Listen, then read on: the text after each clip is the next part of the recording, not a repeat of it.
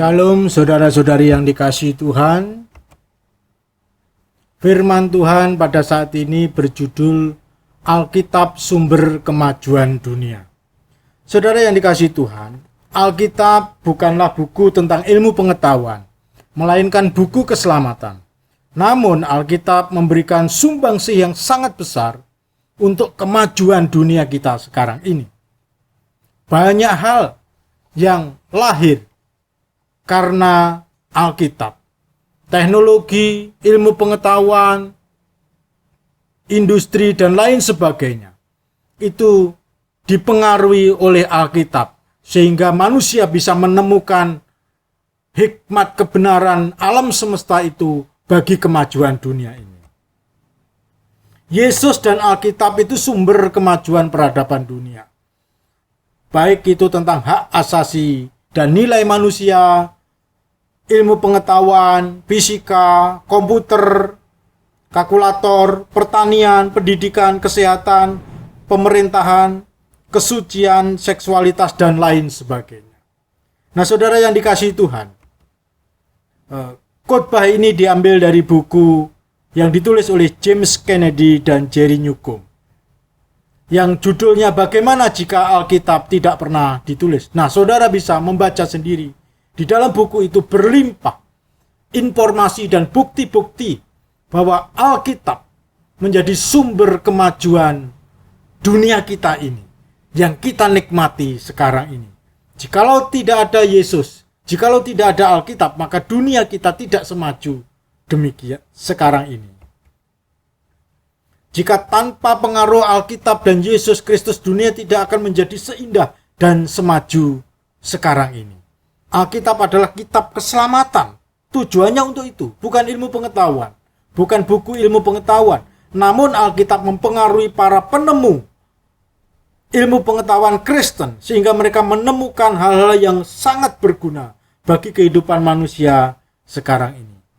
Nah, khotbah ini adalah lanjutan daripada khotbah yang berjudul Yesus Sumber Kemajuan Dunia.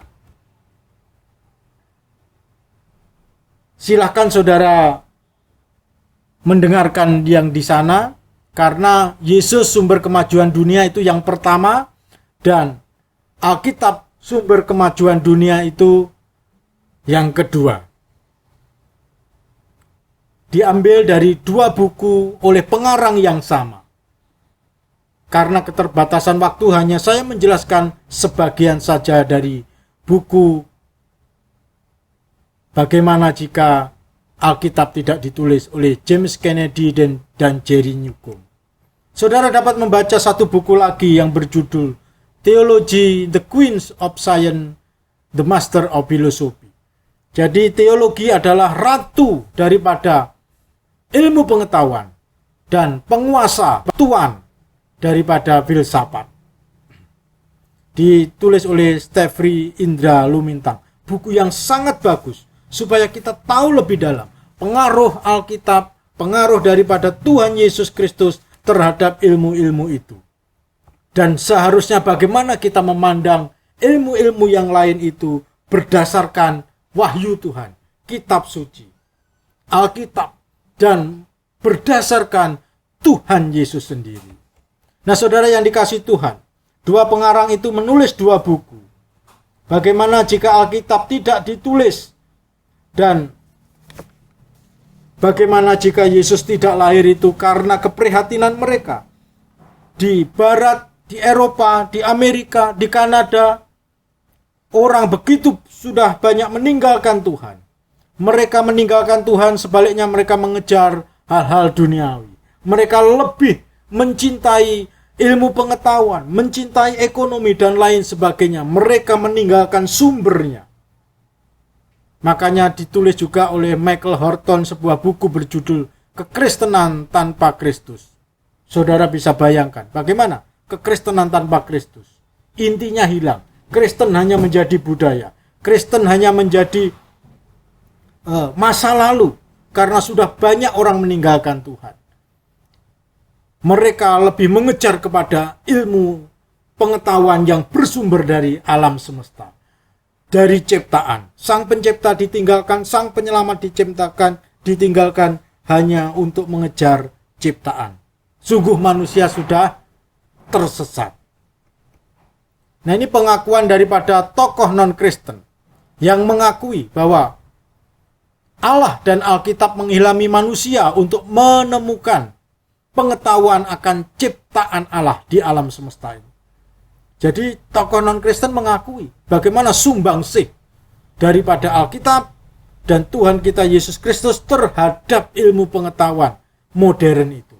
Terhadap munculnya, berkembangnya ilmu pengetahuan modern itu. Itulah sebabnya kenapa ilmu pengetahuan modern itu muncul dan berkembang di dunia, di masyarakat yang Kristen, di Eropa khususnya dan di Amerika. Kenapa tidak di masyarakat yang beragama lain? Meskipun Yunani dipercaya menjadi awal ilmu pengetahuan, tapi kita tidak pernah mendengar bahwa tokoh-tokoh ilmu pengetahuan modern itu dari Yunani. Dan tidak ada kemajuan ilmu pengetahuan di sana. Dan kita melihat ilmu pengetahuan yang maju mulai abad 15 sampai 19 itu ada di negara-negara mayoritas Kristen di Eropa Barat. Alfred North Whitehead yang hidup tahun 1861 sampai 1947 dan J. Robert Oppenheimer menegaskan bahwa ilmu pengetahuan modern lahir berkat pandangan dunia Kristen. Jikalau tidak ada pandangan dunia Kristen, ilmu pengetahuan tidak semaju sekarang. Ilmu pengetahuan tidak se-booming sekarang ini. Whitehead menyatakan bahwa kekristenan adalah ibu dari ilmu pengetahuan karena ajarannya akan rasionalitas Allah. Karena ilmuwan mula-mula percaya bahwa dunia ini diciptakan oleh Allah yang bernalar, mereka tidak terkejut sewaktu mendapati bahwa orang dapat menemukan sesuatu yang benar dari alam semesta ini berdasarkan penalaran atau pemikiran. Jadi karena Allah Kristen itu Allah yang rasional, yang bernalar, yang berpikir, Allah yang cerdas, maka di dalam ciptaannya ditemukan oleh para ilmuwan itu kebenaran-kebenaran yang berdasarkan penalaran pikiran. Ini luar biasa pengakuan mereka. Justru mungkin kita sendiri tidak menyadari sebagai orang Kristen sekarang ini. Tetapi mereka mengakui dengan jujur, dengan sungguh-sungguh peran daripada pandangan dunia Kristen. Adanya keteraturan dan hukum-hukum alam juga memungkinkan terjadinya berbagai penemuan dan pengembangan teknologi. Pandangan dunia Kristen dengan demikian telah memberikan ruang bagi keyakinan akan kemungkinan perkembangan ilmu pengetahuan. Saudara yang dikasihi Tuhan, Allah Kristen yang menciptakan dunia yang begitu teratur dengan hukum-hukum Allah yang dipahami oleh para ilmuwan hukum Allah, hukum alam. Sebenarnya hukumnya Allah yang ditaruh di alam, sehingga mereka memahaminya hukum alam. Itu menjadi mungkin ditemukan, menjadi mungkin melahirkan penemuan-penemuan dan pengembangan teknologi. Keyakinan akan kemungkinan perkembangan ilmu pengetahuan itu menjadi nyata, menjadi terwujud karena pandangan dunia Kristen yang demikian itu. Luar biasa bukan? Kita sendiri mungkin malah tidak mengetahuinya. Kita sendiri malah tidak memahaminya.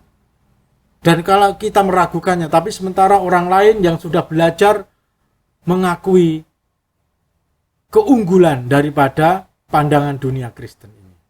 Kita akan melihat pengaruh Alkitab pada persamaan hak manusia. Saudara yang dikasihi Tuhan, ini adalah John Newton, pengarang lagu Amazing Grace. Amazing grace, how sweet the sound that saved a wretch like me. I once was lost, but now I am found. Was blind, but now I see.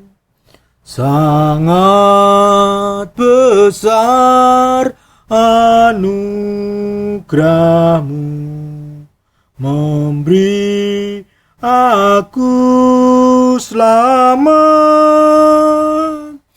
Hilanglah jiwaku dulu di jalan yang sesat. Saudara yang dikasihi Tuhan, John Newton dulu adalah pedagang budak. Suatu kali ketika dia membawa budak-budak dan dia berlayar di tengah laut, ada badai yang besar, ada petir yang besar. Dan di situ dia ketakutan. Dia takut kalau dia mati. Dia berdoa kepada Tuhan, Tuhan tolonglah. Lalu Tuhan menolong dia dan dia berhenti menjadi pedagang budak. Dia menjadi pendeta, dia mengarang lagu Amazing Grace itu. Lalu dia tidak lagi merendahkan para budak. Dia menghargai para budak itu sama seperti dirinya. Ini karena dia dipengaruhi oleh ayat Alkitab yang berbicara tentang kasih. Yaitu, kasihilah sesamamu seperti dirimu sendiri. Dan hukum emasnya, hukum emas Tuhan yang ditulis dalam Lukas 6 ayat 31.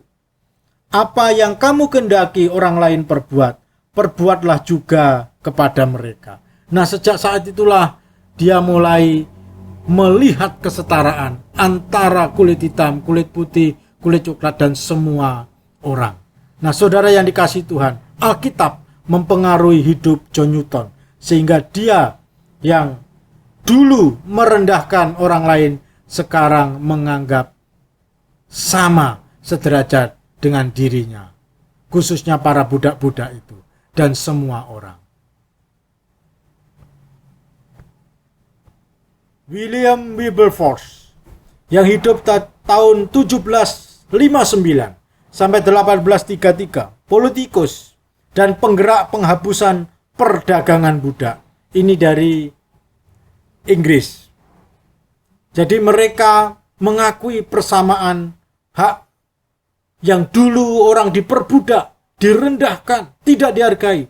Nah, sekarang ketika mereka bertobat, mereka melihat bahwa Tuhan melihat manusia itu sama, kulit hitam, kulit putih, kulit coklat, maka mereka mengakui persamaan itu.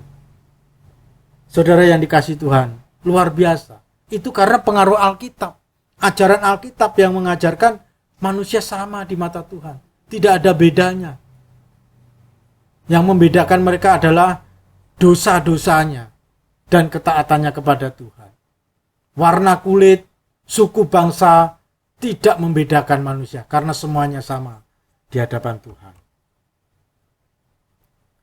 Saudara yang dikasihi Tuhan, namanya adalah Frederick Temple yang hidup 1821 sampai 1902.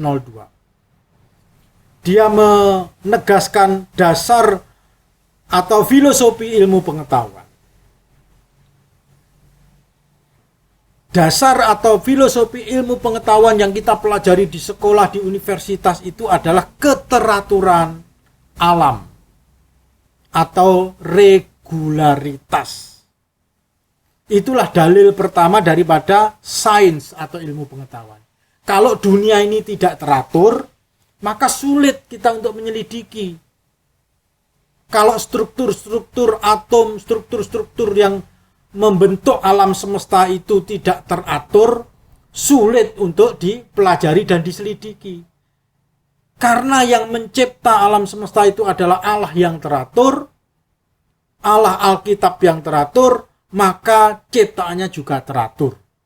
Nah, karena teratur itulah bisa diselidiki, bisa dibuatlah rumus, bisa dibuatlah prinsip-prinsip yang berlaku sepanjang masa.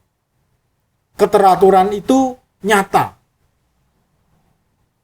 Misalnya ketika Tuhan menciptakan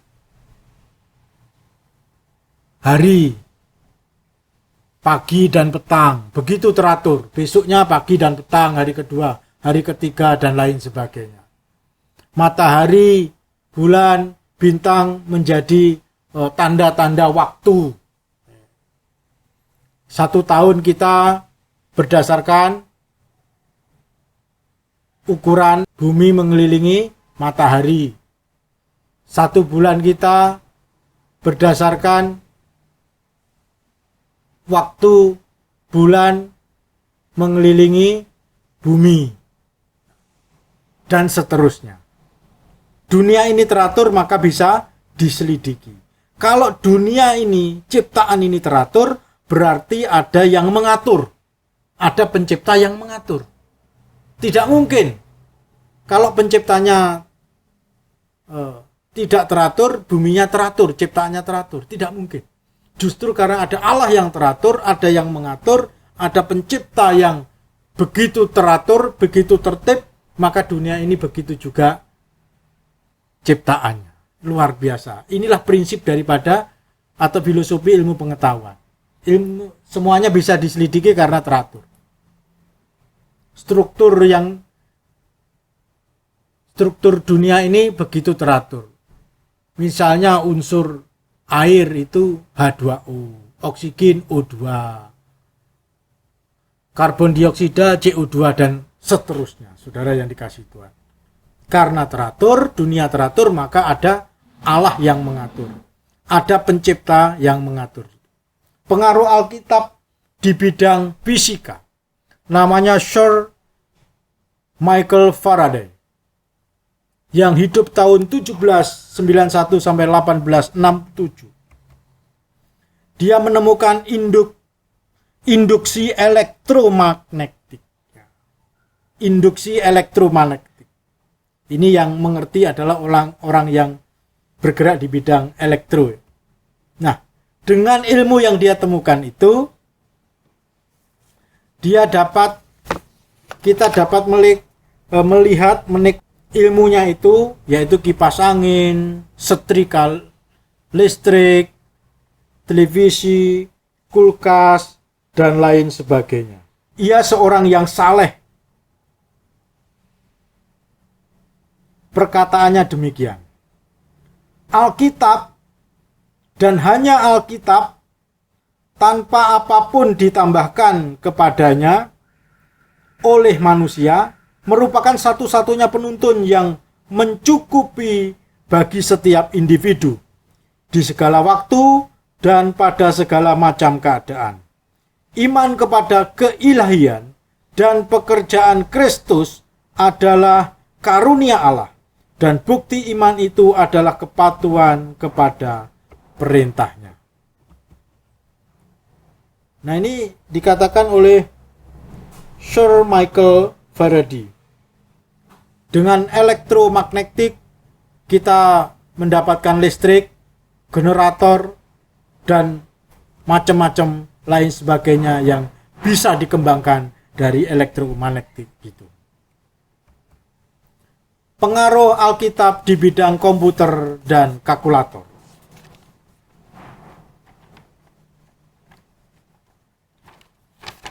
Namanya Charles Babbage. Hidup tahun 1871.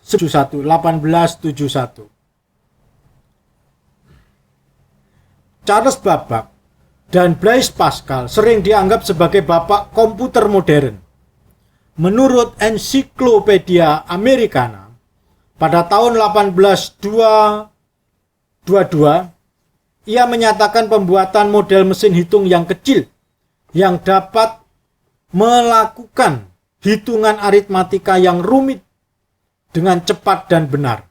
Ia juga orang saleh yang patuh kepada Alkitab.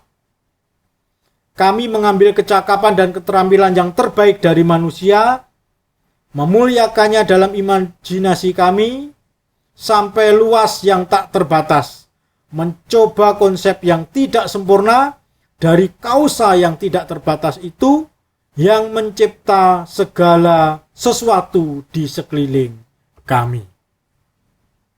Nah, saudara yang memakai komputer, laptop, kalkulator dikembangkan oleh Charles Babbage bersama Blaise Pascal.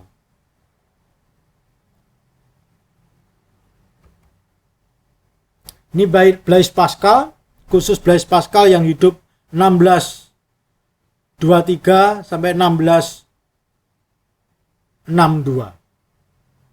Jadi lebih dulu Blaise Pascal daripada Charles Babbage.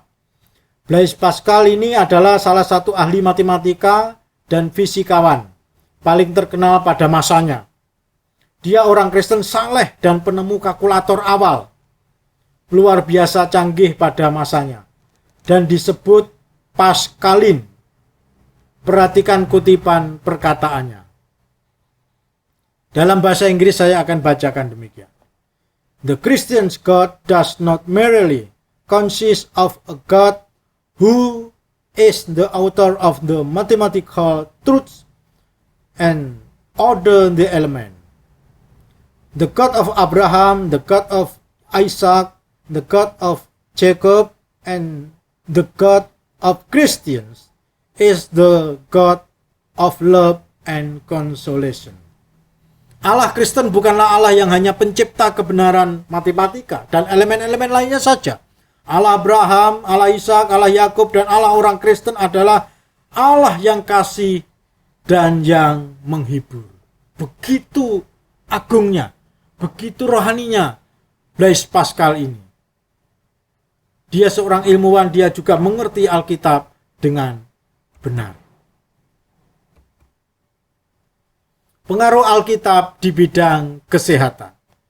Namanya Joseph Lister yang hidup tahun 1827 sampai 1912. Saudara mungkin tahu apa itu Listerin. Dialah yang menemukan obat kumur mulut itu, Listerin. Dia mengatakan, saya percaya kepada doktrin mendasar ajaran Kristen. Jadi Joseph Lister ini orang yang percaya kepada doktrin ajaran yang mendasar daripada kekristenan. Bukan orang yang tidak percaya. Ini penemuannya. Lister dari namanya, dia menemukan Listerin. Joseph Lister adalah dokter Inggris yang memberi sumbangsih besar kepada pembedahan antiseptik dan menggunakan disinfektan kimiawi. Inovasi yang berjasa menyelamatkan banyak orang. Ia menemukan antiseptik Listerin. Sebelum Listerin ditemukan, orang mencegah penyebaran infeksi dengan amputasi. Inilah kata-katanya. Saya percaya kepada doktrin mendasar ajaran Kristen. Di dalam buku itu ditulis halaman 156.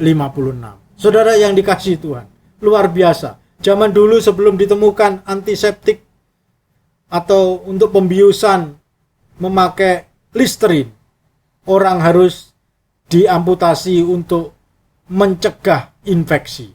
Tapi setelah ada ditemukan Listerin, orang tidak perlu diamputasi. Luar biasa, ini dipakai di dalam kesehatan, di rumah sakit, di klinik-klinik kesehatan dan lain sebagainya. Penemunya adalah dia, Joseph Lister. Ini namanya George Washington Carver dari Amerika. Pengaruh Alkitab pada pertanian. Saudara yang dikasihi Tuhan, Carver ini orang yang luar biasa. Dia adalah ilmuwan keturunan Afrika Amerika, sekaligus pengajar di Tuskegee Institute yang dijuluki The Peanut Man. Manusia kacang, begitu ya, manusia kacang. Ini karena Carver menjadi penemu lebih dari 100 produk menggunakan satu bahan, yaitu kacang. Kalau kita di Indonesia, kacang jadi camilan. Baik kacang rebus, kacang goreng, kacang oven jadi camilan. Tapi di tangan dia, kacang ini menjadi 100 produk yang berguna. Penemuannya termasuk juga dai, plastik, bensin. Carver berjasa dalam menolong serta memperkerjakan banyak orang dalam krisis pangan tahun 1892. Dari ubi jalar, Dari ubi jalar saja Carver dapat mengembangkan lebih dari 100 produk, termasuk tapioka, tajin, cuka, sirup, bahan lem perpustakaan, dan karet. Mantan Presiden Amerika Theodore Roosevelt sangat mengagumi karya-karyanya dan mengaplikasikan nasihatnya dalam aspek pertanian di Amerika Serikat. Carver percaya bahwa bekerja menuju ke penemuannya adalah satu cara mendekati Allah. Ia menulis, kita lebih mendekat kepada Allah sementara kita secara lebih intim dan secara lebih mengerti berkenalan dengan hal-hal yang Ia cipta. Jadi mendekat kepada Allah melalui hal-hal yang Dia ciptakan di alam ini. Saya tidak tahu hal lain yang lebih memecut semangat daripada membuat penemuan untuk diri kita. Di dalam buku itu ditulis di halaman 171. Jadi mendekat kepada Allah dengan cara dia menyelidiki ciptaan Allah. Nah, saudara yang dikasihi Tuhan, marilah kita makin mencintai dan memahami Alkitab firman Tuhan. Seperti para ilmuwan itu. Saya mengutipkan Mazmur 119 ayat 89 dan 97. Untuk selama-lamanya ya Tuhan, firman-Mu tetap teguh di surga. Firman Tuhan tetap teguh di surga. Firman Tuhan ada di sana selama-lamanya. Karena Tuhan di surga, firman-Nya ada di surga. Betapa ku cintai Taurat-Mu, aku merenungkannya sepanjang hari. Marilah kita merenungkannya sepanjang hari, sepanjang waktu. Jikalau para ilmuwan itu begitu mencintai Tuhan dan mencintai Alkitab, seharusnya kita juga, seharusnya lebih-lebih kita. Karena itulah yang terbaik, itulah yang berguna bagi kehidupan kita, baik di dunia ini terlebih kehidupan kekal. Kiranya kita makin mencintai firman Tuhan, makin merenungkan firman itu dan mentaatinya di dalam kehidupan kita sehari-hari. Amin. Silahkan subscribe, like, komen, dan share. Tuhan Yesus memberkati kita semua.